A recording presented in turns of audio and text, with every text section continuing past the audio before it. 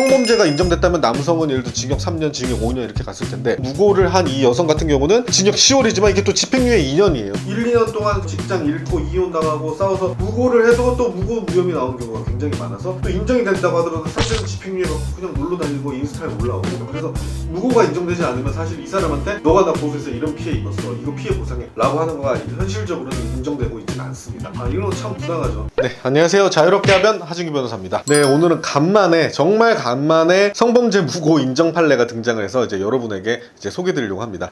인정은 됐지만 역시나 처벌은 약했다. 용두사미 판례긴 한데요. 사안은 2023년 6월에 충남 아산에서 이제 한 남녀가 술을 마시고 합의하에 성관계를 가졌습니다. 그랬는데 끝나고 나서 이제 여자가 마음이 변해서 알고 보니까 내가 성폭행을 당했던 것 같다라고 이제 신고가 됐어요. 그래서 이 여자분께서는 이제 경찰, 검찰 조사 단계에서 일관되게 원하지 않는 성관계를 당했다라고 주장을 했는데 알고 보니까 이제 두 사람 간의 연락이나 이런 정후 사정을 보니 이게 사실 서로 다 합의된 성관계였다는 거가 드러난 거죠. 이렇게 드러난 경우가 아주 예외적인데 정말 운이 좋게도 이 남성분 같은 경우는 운이 좋게도 이게 드러났습니다. 그래서 이 여성이 결국에는 무고로 기소가 돼서 재판에 갔는데 이 여성이 아주 신박한 주장을 합니다. 여성은 조사 단계에서는 원래 강간을 주장할 때는 내가 술에 취해서 잘 기억이 나지 않는 상태에서 당했다고 주장을 했는데 전후 관계로 이제 합의된 성관계라는 거가 드러나자 갑자기 아주 창의적인 답변을 합니다. 바로 이제 해리성 기억 상실이었다고 주장하는 건데 자기가 해리성 기억 상실이 있는데 당시 상황을 정확히 기억하지 못한 상태에서 잠든 사이 성관계를 해서 성폭행 당했다 이런 주장을 해요. 그래서 내가 무고할 고의는 없었다라고 주장을 하는데 이 주장이 부인이 되고 결국에는 징역 10월에 집행유예 2년 사회봉사 시간 160시간을 받게 됩니다. 저는 어쨌든 이러한 무고가 인정된 경우들이 점점 최근 들어 늘어나고 있다는 거가 좀 다행이라고 생각하는데 이 불균형은 어떻게 하나 이 생각은 들어요. 성범죄가 인정됐다면 남성은 예를 들어 징역 3년, 징역 5년 이렇게 갔을 텐데 무고를 한 이 여성 같은 경우는 징역 10월이지만 이게 또 집행유예 2년이에요. 그래서 사는데 아무 지장이 없이 그냥 일상을 보내면 되는 벌금도 내지 않고 그냥 일상을 보내면 되는 수준으로 형이 나온 게 과연 형평성이 있나라는 생각이 듭니다. 예를 들어 담글 수도 있을 정도의 주장을 했다고 하면 허위로 했을 경우에는 자기도 그런 피해가 어느 정도 생길 수 있는 각오를 할 수 있는 반대급부로서의 좀 무고죄가 인정이 돼야 될 텐데 상대는 징역 3년 5년 이렇게 쭉 갈 수 있지만 내가 실패해봤자 나는 집행유예 2년 굉장히 로우 리스크 하이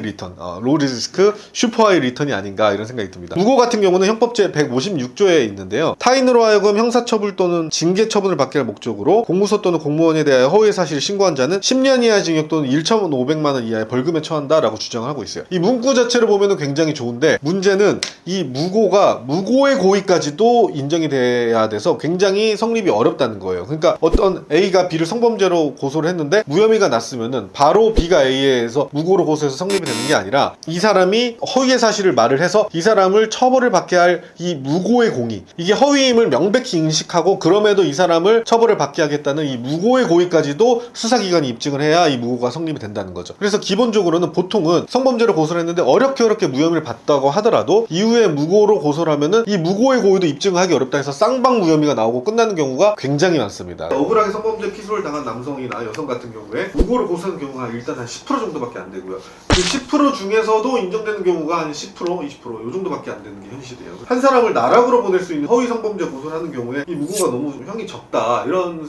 많은 이야기들이 있는데 또 일각에서는 이렇게 성범죄 무고를 높이는 거가 성범죄의 고소를 오히려 더 어렵게 위축시켜서 피해자들을 위축시키는 거가 아닌가라는 주장도 있고 또 반대로 형량을 세게만 하면은 무고 성립이 더 어려워질 수 있다 뭐 이런 주장들이 있거든요. 남녀 이런 걸 떠나서 사회적인 논의가 좀 필요하지 않나 싶긴 합니다. 근데 개인적으로는 현행으로는 무고 성립이 너무 어렵다. 그래서 일단은 고소해보고 뭐 되면 뭐 합의금 받고 땡큐고 아니면은 뭐 집행유예 하지 뭐 요런 식의 좀 매뉴얼들이 좀 많이 돌아나고 있거든요. 피해자가 위축되지 않는 선에서 좀 정말로 허위로 신고한 자는 제대로 처벌을 받을 수 있게끔 무고의 처벌 기준이나 양형 기준이 좀 올라가야 된다는 생각입니다.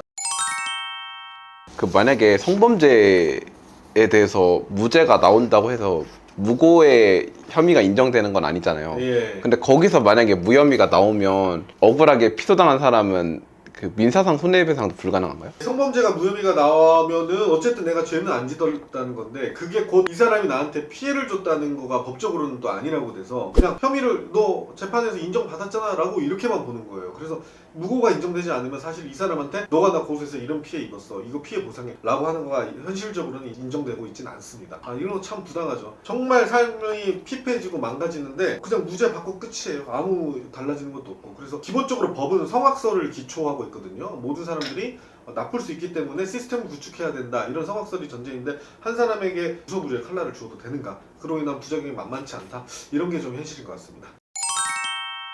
이번 판례가 좀 1심에서 이제 이런 사안들이 좀 늘어나고 있는데 이런 인정 사례들이 좀 많아져서 이제 좀 대법원까지 가서 좀 무고에 대해서 좀 엄벌하고, 왜냐면 성범죄 피소를 당하면은 공기업이나 뭐 선생님 아니면 공무원 같은 경우는 바로 직장에 통보가 가서 바로 직위해제가 됩니다. 그렇게 되면은 한 2, 3년은 직위해제돼서 일을 할 수 없게 되고 플러스 변호사 비용 2, 3천은 정말 금방 들어가요. 그래서 1, 2년 동안 겨우겨우 뭐 직장 잃고 이혼당하고 싸워서 겨우겨우 무혐의를 받다고 하더라도 무고를 해도 또 무고 무혐의 나오는 경우가 굉장히 많아서 또 인정이 된다고 하더라도 상대는 집행유예 받고 그냥 놀러 다니고 인스타에 올라오고, 또 그렇기 때문에 또 피해 보상을 받을 길이 매우 멀고 이런 사례들을 많이 봤기 때문에 이런 허위 무고에 대해서 엄벌에 처해지도록 좀 많이 개편이 되었으면 하는 그런 점에서 오늘 이 점 짚고 넘어가도록 하겠습니다. 네, 감사합니다.